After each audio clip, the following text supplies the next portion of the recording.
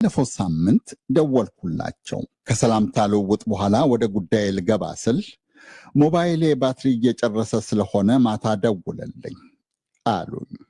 ለምን ጠየቅኩኝ። እኛ ጋር መብራት ከጠፋ ዛሬ 3ኛ ቀኑ ነው መለሱ እና መሸ። እንደገና ደወልኩ። አሁን እናንተ ጋር መብራት መጥቷል መቼ? አሁን መጥቷል። አንድ ሰዓት ላይ ነው። አቶ ፈቂ አህመድ ነጋሽ የውሃ ሀብት አስተዳደር የድንበር ተሻጋሪ ወንዞች የሃይድሮ ዲፕሎማሲ ባለሙያ አማካሪ ናቸው። ኢትዮጵያ በአባይ ወንዝ ላይ ያስገነባችው ግዙፍ የኤሌክትሪክ ኃይል ማመንጫ የህዳሴ ግድብ የዓለም ርዕስ በነበረበት በዚያ ሰሞን በኢትዮጵያ የውሃ የመስኖና የኃይል ሚኒስቴር የውሃና የድንበር ተሻጋሪ ወንዞች ጉዳይ ኃላፊ ነበሩ። የአባይ ተፋሰስ ኢኒሼቲቭ ናይል ቤዚን ኢኒሼቲቭ የምስራቅ አፍሪቃ ዋና አማካሪም ነበሩ። ከያን እስካሁን የውሃ ሀብትና አጠቃቀምን በጣሙን የህዳሴ ግድብ ግንባታን የሚያቆራውን የውሃ መጠን የግብጾች ስጋትን መሰረተ ቢስነት እና ግድቡ የሚያመነጨው ኃይል የሚሰጠውን ጥቅም በተመለከተ በሚሰጡት ሙያዊ ማብራሪያና ትንታኔ ብዙዎቻችን እናውቃቸዋለን። ባለፈው ሳምንት ግን የእሳቸውም ሰፈር ነዋሪ እንደ አብዛኛው ኢትዮጵያዊ መብራት ሄደች መጣች ሲል ነበረ። ባለፉት አንድ ሳምንት ውስጥ ቢያንስ 3 ቀን ያለ ማብራት አድረናል። አንዳንድ እንደው የሆነ ልጅ ማብራት ማጥፊያ ጋር ቁመቱ አድርጎ ሲደርስ ያበራ እያጠፋ የሚጫወትበት ሁኔታ አለ። እንደዚህ አይነት ሁኔታ ሁሉ እናያለን። እኔ እስከማውቀው ድረስ የኃይል ችግር የለም። በአሁኑ ጊዜ የታላቁ ኢትዮጵያ ህዳሴ ግድብ ሲሞላ የአስዋን ግድብ ወደ በረሃነት ይለወጣል አሉ አንደኛ። አቶ ፈቂ አህመድ ነጋሽ የአንድ ለአንድ ዝግጅታችን እንግዳ አድርገን ደግሞ እንደገና የሰፈራቸው መብራት ሳይጠፋ ቶሎ አነጋግረናቸዋል። አብራችሁን ቆዩ። ምን ላይ ነው አሁን ያለው? አሁን ሙሉ በሙሉ እንግዲህ ግንባታው ተጠናቋል። የሚቀሩት የተወሰኑ ተርባይኖች ማስገባት ነው። እንግዲህ 8 ተርባይኖች ይገባሉ በተከታታይ።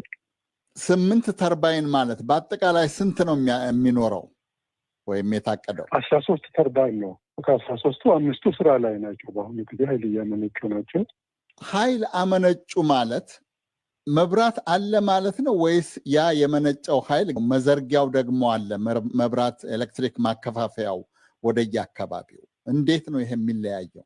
ኃይል መነጨ ማለት ኃይል ወዲያው ወደ ተጠቃሚው ይሄድ ማለት ነው። ያለበለዚያ ተጠቃሚው ጋር የማይደርስ ከሆነ ኃይል ማመንጨትም አይቻልም እና ኃይልን ወደ ዋናው ማከፋፈያ የሚያመጣው ቀድሞ ነው የተሰራው። በነገራችን ላይ ገና ግድቡ ተጀምሮ በ4ኛው ዓመት እንደዚህ ኃይሉ አዲስ አበባ ድረስ መጥተዋል። በዛም በኩል ከበለስ ጋር ተገናኝተዋል። እንግዲህ ከዛ የማከፋፈሉ ስራ ነው በአብዛኛው መሰራት ያለበት እንጂ የመነጨው ኃይል በቀጥታ ወዲያው ነው ወደ ተጠቃሚ የሚሄደው። ስለዚህ አሁን ተርባይኖቹ 5ቱ የሚያመነጩት ኃይል ለአዲስ አበባ መብራት እየሰጠ ነው ማለት ይቻላል? ለኢትዮጵያ ማለት ይቻላል። ምክንያቱም የኃይል ስርጭታችን የሁሉም ጣቢያዎች መጀመሪያ ወደ አዲስ አበባ ይጡና ከዋናው አዲስ አበባ መቆጣጠሪያ ጣቢያ ነው ዋናው ክፍፍል የሚካሄደው። ምናልባት አንዳንድ ጣቢያዎች በዛው አካባቢ ወደ ተጠቃሚ ቢሄዱ ነው፣ ግን ማከፋፈያው አዲስ አበባ ላይ ሆኖ ነው ያለው እና የዚህኛው ግን ሰብስቴሽኑ ወይም ዋናው ጣቢያ አዲስ አበባ ነው ያለው። የዚህ ታላቁ ኢትዮጵያ ህዳሴ ግድብ ቀጥታ ወደ አዲስ አበባ ይመጣና ከአዲስ አበባ የተለያዩ ሀገሪቷ ክፍሎች ትርፍም ኃይል ካለ ወደ ውጭ የሚላክበት ሁኔታ ነው ያለው። ነገር ግን ኢትዮጵያ አሁንም በተለያዩ አካባቢዎች አዲስ አበባን ጨምሮ ምናልባት የእርስዎ ሰፈርም ጭምር በቂ የሚባል የኤሌክትሪክ መብራት አገልግሎት አያገኙም።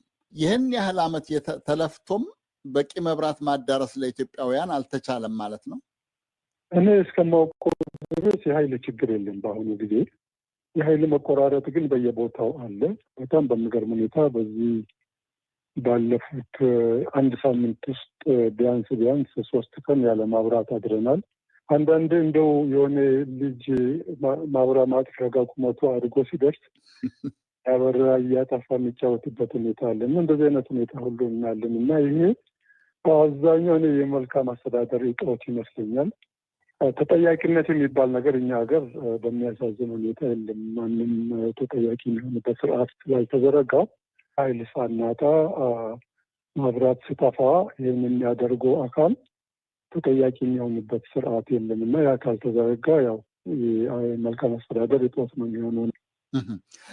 የመልካም አስተዳደር ሲባል የሙያ እጥረት ወይም ደግሞ አስተዳደሩን በትክክል የሚከታተል የሚቆጣጠር አይነት ስርዓት የያዘ ወይም ማኔጅመንት የለም ማለት ነው ወይስ እነዚህ ጥቃቅን የሚመስሉ ነገር ግን ብዙ አገልግሎት ያላቸው መሳሪያዎች እነዚህ ፊውዝ ምን የሚባሉ ነገሮች ጥራታቸውን የጠበቁ አይደሉም ማለት ነው የሚቻለው? ምን ሊሆን ይችላል አቶ ፈቂ አህመድ? በአብዛኛው ሰራተኛ እጥረት ምናልባት ሊኖር ይችላል። ግን በአሁኑ ጊዜ ሰራተኛ እጥረት ለዚህ ምክንያት ይሆናል ለማለት አስቸጋሪ ነው የሚሆነው።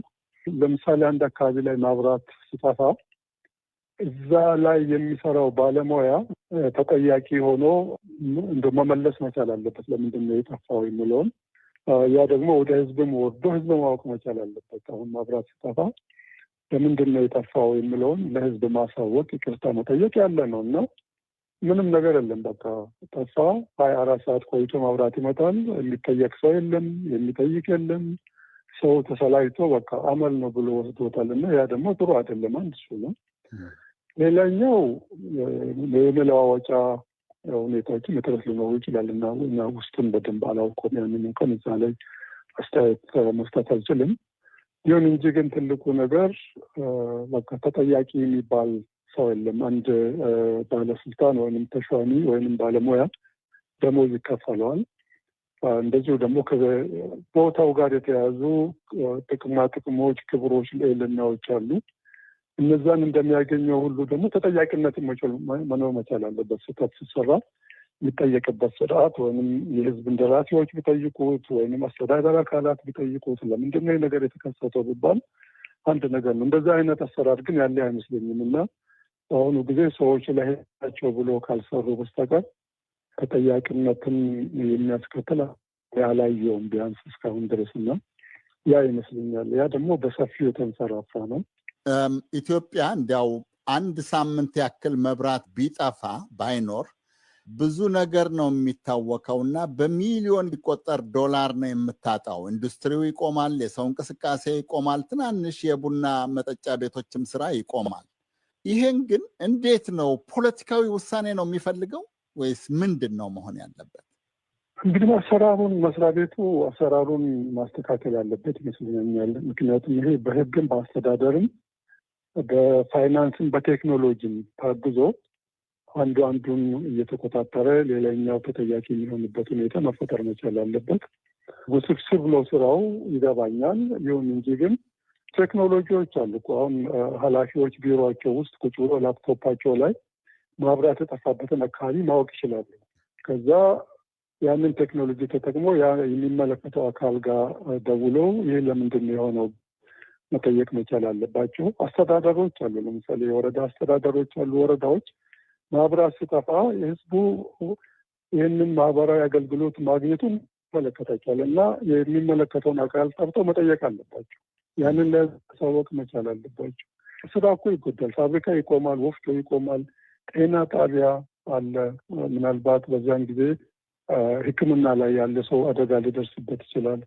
ለዚህ ሁሉ ተጠያቂነት ከሌለው አስቸጋሪ ነው የሚሆነው። በቃ በሌላው ዓለም እኮ መብራት ካሳ ይከፈላል። ታውቃለህ፣ እናንተ ሀገርም አለ። መብራት ሲጠፋ የጠፋበት አካባቢ ካሳ ይከፈላል። በቃ ጉዳት ደርሰዋል እና መስሪያ ቤቱ በዚህ አይነት ሁኔታ በህግ ተይዞ የሚጠየቅበት ስርዓት ከሌለ መስሪያ ቤቱ ደግሞ የሚመለከተውን ሰራተኞች አስተዳደራዊ እርምጃ ካልወሰደ ወይም ህጋዊ እርምጃ ካልወሰደ በህሊና ላይ ብቻ መተው እኔ ውጤታማ የሚያደርግ አይመስለኝም። ይሄ መሰረታዊ አሰራር ለውጥ የሚጠይቅ ስለሆነ መስሪያ ቤቱም እንደ መንግስትም ሊታሰብበት የሚገባ ይመስለኛል።